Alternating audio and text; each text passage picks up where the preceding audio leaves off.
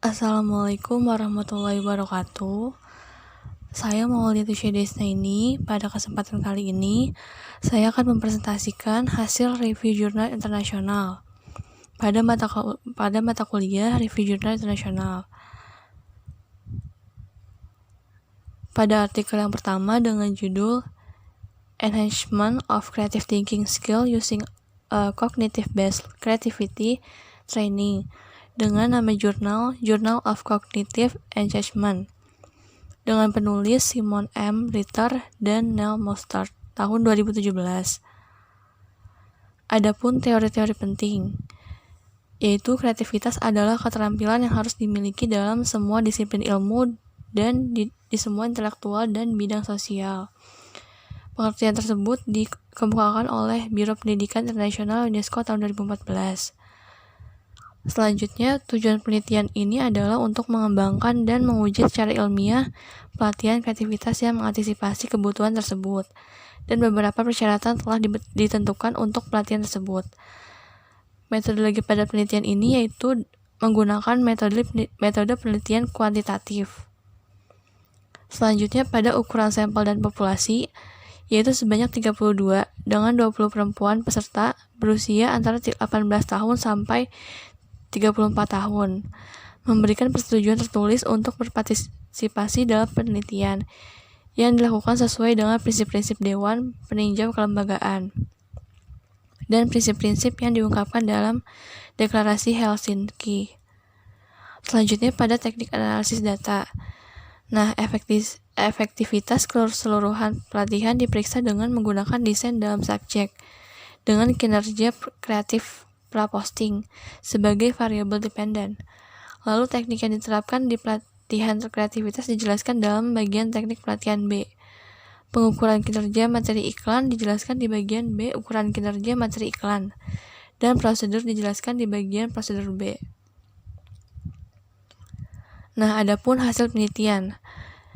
Efektivitas pelatihan diuji secara ilmiah oleh sarana tes sebelum dan sesudah, yaitu dengan menggunakan ukuran kreativitas yang mengandalkan pemikiran divergen, pemikiran konvergen, dan pemecahan masalah secara kreatif keterampilan.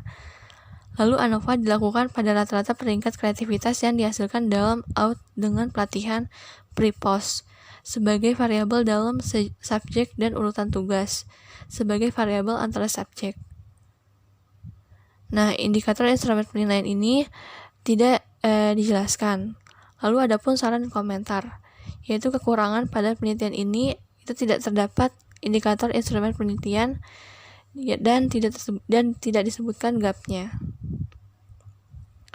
Kesimpulannya adalah berpikir kreatif dapat dianggap sebagai salah satu kompetensi kunci untuk abad ke-21 dan dipandang sebagai esensial untuk kegiatan kewirausahaan dan ekonomi jangka panjang pertumbuhan.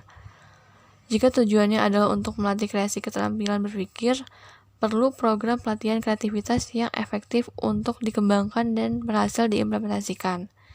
Sekarang, studi memberikan bukti lebih lanjut bahwa potensi kreatif ada di Heron untuk fungsi kognitif dan dapat difasilitasi dengan latihan.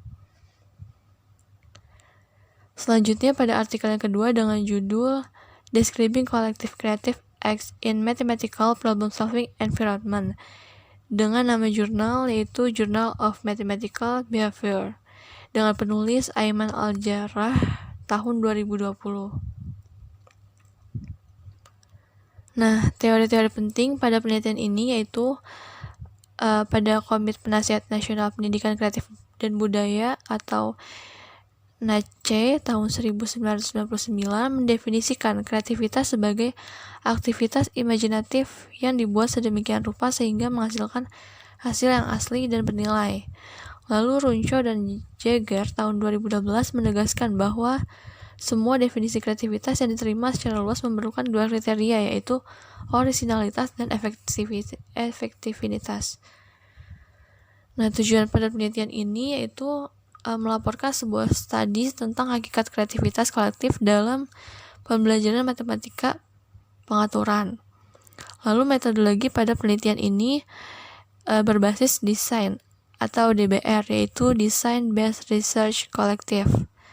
Selanjutnya ukuran populasi dan sampel, yaitu 2 guru matematika dan 25 dari siswa kelas 6 di lingkungan sekolah Kanada yang berpartisipasi dalam studi penelitian. Nah, teknik analisis datanya itu didasarkan pada model analitik Powell, Francisco, dan Maher pada tahun 2003 untuk mempelajari perkembangan berpikir matematis yang terdiri dari 7 fase non-linear yang berinteraksi. Yang pertama itu melihat data video dengan seksama, yang kedua mendeskripsikan data video, yang ketiga mengidentifikasi peristiwa kritis, yang keempat mentranskripsikan, yang kelima coding, yang keenam membangun alur cerita, dan yang terakhir itu yang ketujuh menyusun naratif. Hasil penelitian pada penelitian ini yaitu implikasi akhir dari studi penelitian ini menunjukkan perlunya alat metodologis baru yang cocok untuk didistribusikan dan usaha kolektif kelas. Misalnya dalam analisis saya untuk melaporkan munculnya kreativitas kolektif di kelas settings. Peneliti memutuskan untuk menarik beberapa kelompok kecil untuk melihat lebih dekat dan untuk dapat melakukan kontrol dan intervensi yang dilakukan. Indikator instrumen penilaian pada penelitian ini disebutkan oleh Silver bahwa aktivitas semacam itu terkait dengan 3 fitur inti kreativitas atau pemikiran divergent. Yang pertama itu kefasihan, fleksibilitas, dan kebaruan. Selanjutnya ada pun saran dan komentar dari saya sendiri, yaitu pembinaan diperlukan untuk memahami fenomena kreativitas kolektif dalam setting pembelajaran matematika. Namun demikian, informasi berada di luar cakupan penelitian ini. Pada riset gap-nya, implikasi akhir dari studi penelitian ini menunjukkan perlunya alat metodologis baru yang cocok untuk didistribusikan dan usaha kolektif kelas. Kesimpulannya adalah ada kebutuhan yang semakin meningkat untuk menumbuhkan dan mempertahankan cara-cara kreatif menjadi melakukan, mengetahui, dan memahami dalam matematika pengaturan ruang kelas. Dalam beberapa dekade terakhir, panggilan untuk mengajar kesempatan itu pemahaman yang mendalam dan kuat dari ide-ide matematika dan konsep jenis ruang kelas di mana siswa memiliki kesempatan untuk membangun pengetahuan mereka sendiri melalui kreativitas proses pendidikan telah menyebar dengan cepat di bidang pendidikan matematika. Selanjutnya pada artikel yang ketiga, yaitu Creative Thinking in Mathematics Curriculum and Analytic Framework dengan nama jurnal Thinking Skill and Creativity 33 dengan penulis Linior L, Hadar, dan Mortiros tahun 2019. Adapun teori-teori penting pada penelitian ini, yaitu berbagai definisi proses berpikir kreatif dalam matematika dapat diklarifikasikan ke dalam 3 dimensi umum. Yang pertama itu berpikir divergent di matematika, membutuhkan pemikiran dari berbagai cara untuk memecahkan masalah, lalu menyarankan solusi tambahan, dan menerapkan ide matematika dalam konteks yang berbeda dan dalam berbagai cara. Selanjutnya yang kedua itu pemikiran convergent integratif, yaitu membutuhkan integratis ide untuk menentukan pola atau struktur matematika, menghubungkan ide matematika dengan bidang lain sebagai dasar untuk pemahaman matematika baru. Yang ketiga itu lateral berpikir, membutuhkan menciptakan dan mengeksplorasi cara-cara inovatif, asosiatif untuk memecahkan masalah dan menjalankan pemahaman matematika baru. Selanjutnya, berpikir kreatif adalah komponen penting dari pemikiran matematis maju karena mempromosikan strategi inovatif. Hal itu dikemukakan oleh Irving tahun 1991. Nah, tujuan pertama dari artikel ini adalah mengembangkan kerangka kerja untuk analisis CT dalam materi kurikulum matematika sekolah dasar. Selanjutnya, tujuan kedua dari makalah ini atau artikel ini adalah untuk menerapkan kerangka pada buku teks matematika sekolah dasar di Israel, khususnya kelas 1 sampai kelas 6.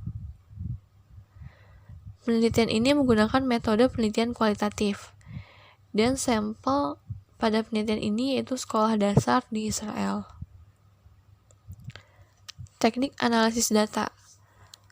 Prosedur reliabilitas dilakukan sebelum pengkodean seluruh tugas korpus.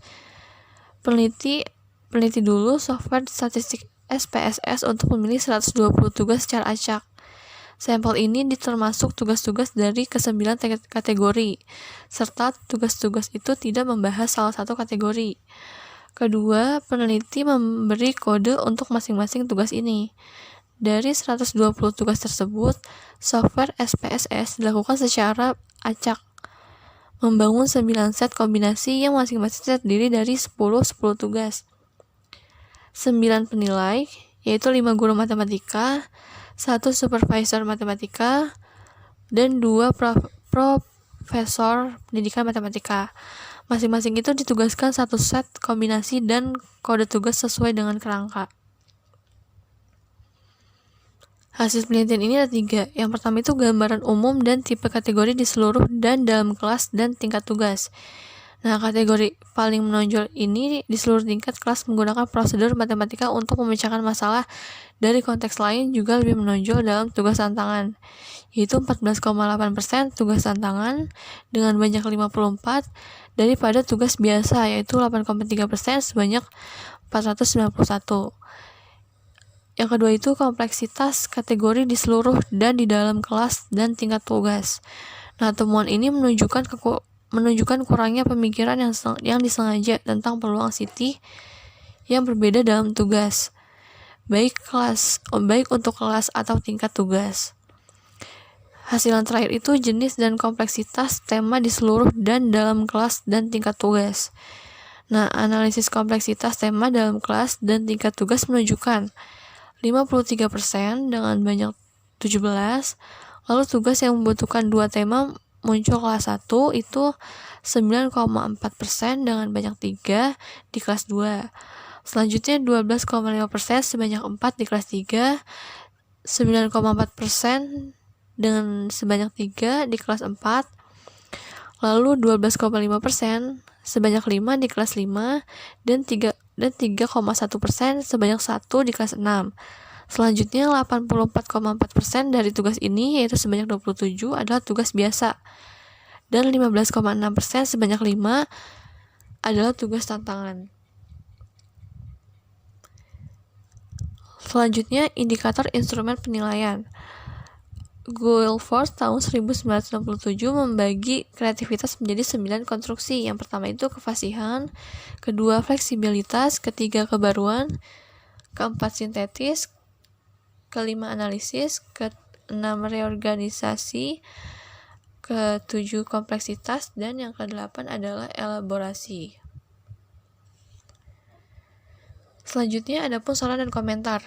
Nah, salah satu keterbatasan dari penelitian ini adalah penerapannya pada satu set buku teks. Namun ini harus dipertimbangkan sebagai studi kasus, menunjukkan penerapan kerangka kerja untuk analisis materi kurikulum dan jenis tren yang mungkin diekspos. Pada riset gap-nya itu, karakterisasi Siti yang ditawarkan oleh kerangka dalam makalah ini menunjukkan potensi dan keterbatasan matematika materi kurikulum dalam hal kesempatan untuk mempelajari berbagai jenis matematika yang menuntut kognitif. Untuk para guru, kerangka kerja dapat digunakan sebagai kompas untuk menunjukkan bagaimana aktivitas tertentu mendorong Siti siswa. Lalu bagi pembuat keputusan, menawarkan alat untuk memeriksa dan menilai materi kurikulum. Kesimpulan pada artikel ini memperkenalkan kerangka kerja untuk analisis Siti dalam materi kurikulum matematika dan menerapkan kerangka ini buku teks matematika sekolah dasar Israel.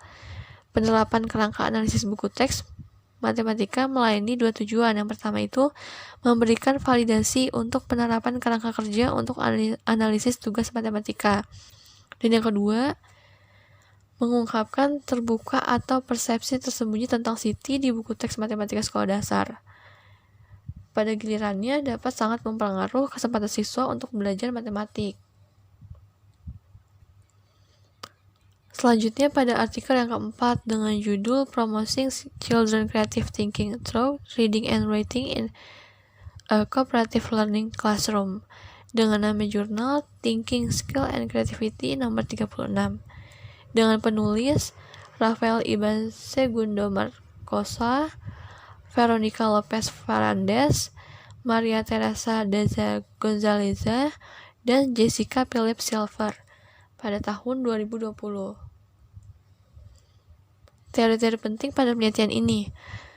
Berpikir kreatif adalah proses asosiasi dan kombinasi elemen.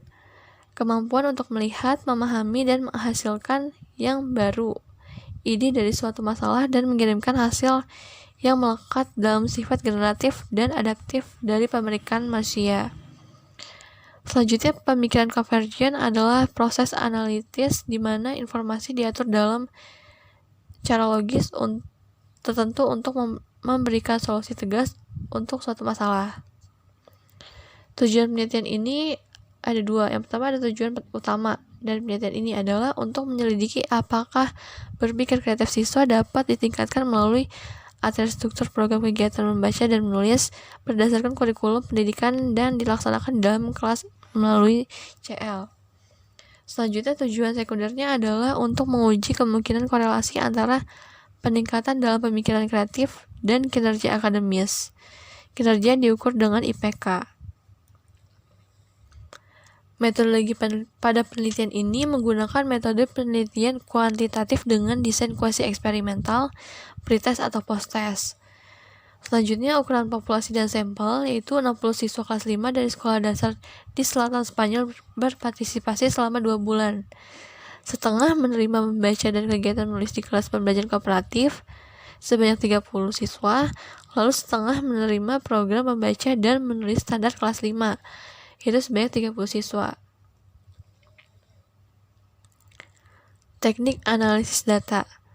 Program ini mencakup total 10 kegiatan berbeda yang didasarkan pada isi dasar kurikulum resmi. Oleh karena itu, mereka termasuk mempelajari genre dan subgenre sastra yang berbeda, serta pengenalan struktur dan konten spesifik dari setiap genre sastra. Setiap sesi didahului oleh membaca sebuah fragmen dari The Little Prince. Kegiatan membaca ini dilakukan di kelas, di awal sesi, atau di rumah. Semua kegiatan program dilakukan dalam kelompok kooperasi heterogen 3 atau 4 siswa. Hasil penelitian ini mengungkapkan peningkatan yang signifikan dalam skor kreativitas pada kelompok eksperimen dibandingkan dengan kontrol dan korelasi positif sedang antar berpikir kreatif dan prestasi akademik. Temuan ini konsisten dengan gagasan bahwa berpikir kreatif bisa ditingkatkan dengan kegiatan membaca dan menulis yang dilaksanakan melalui pembelajaran kooperatif di anak usia sekolah.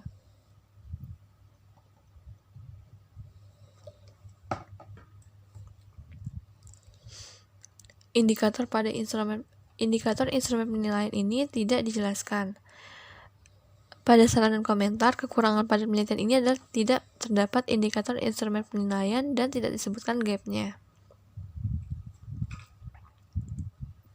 Kesimpulan, dalam studi ini kami menguji efek dari program terstruktur dari kegiatan membaca dan menulis berdasarkan konten bahasa dan sastra dari kurikulum pendidikan Spanyol resmi yang diterapkan di dalam kelas mengambil pembelajaran kooperatif sebagai sumber daya organisasi dan struktural.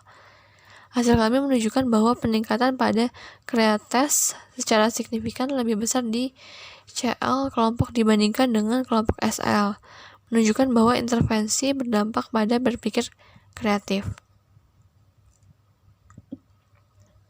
Selanjutnya pada artikel yang terakhir, yaitu yang kelima, dengan judul Searching Outside the Box in Creative Problem Solving, The Role of Creative Thinking Skill and Domain Knowledge, dengan nama jurnal Journal of Business Research nomor 81, dengan penulis Tamara Montagsmita dan Carpe Marchier, tahun 2017.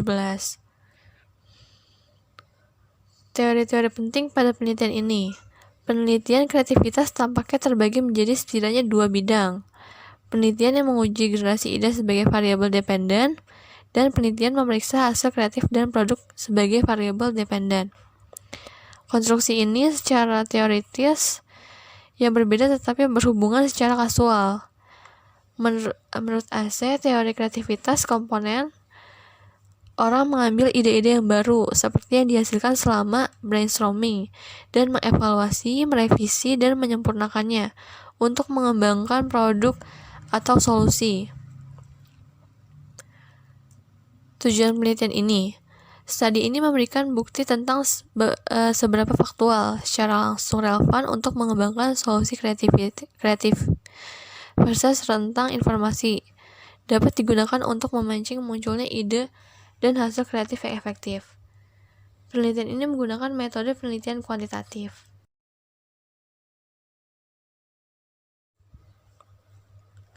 Selanjutnya, adapun ukuran populasi dan sampel. Sebanyak 127 staf, fakultas, dan mahasiswa dari Midwestern swasta universitas di AS menyelesaikan studi dua bagian, yaitu 42% laki-laki, 40% bekerja di universitas, 40% menghadiri universitas penuh waktu, dan 22% paruh waktu.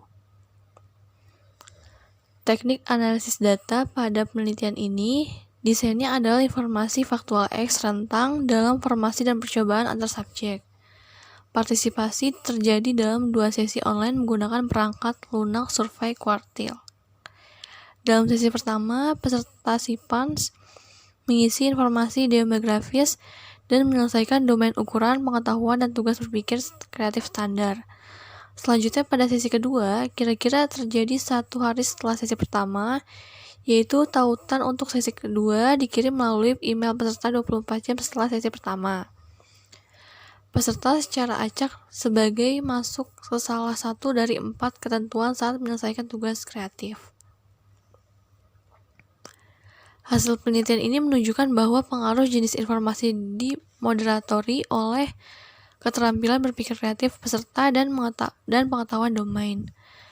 Untuk individu yang memiliki keterampilan berpikir kreatif yang tinggi, berbagai informasi meningkatkan orisinalitas pembuat ide, yang mana mengubah kebaruan hasil kreatif yang ditingkatkan tetapi mengurangi kegunaan hasil.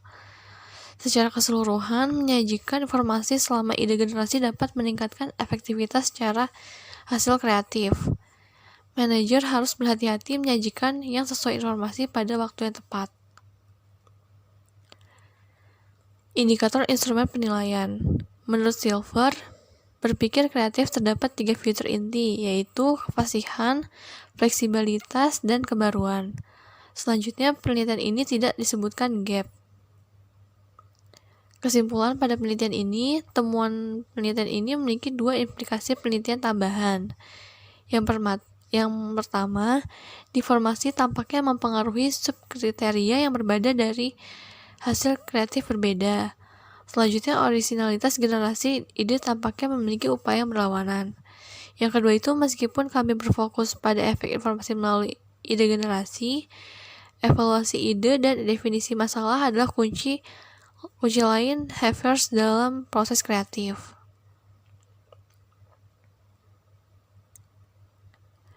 Sekian presentasi dari saya. Mohon maaf bila ada salah kata atau penulisan dalam PowerPoint ini. Saya mengucapkan minta maaf. Wassalamualaikum warahmatullahi wabarakatuh.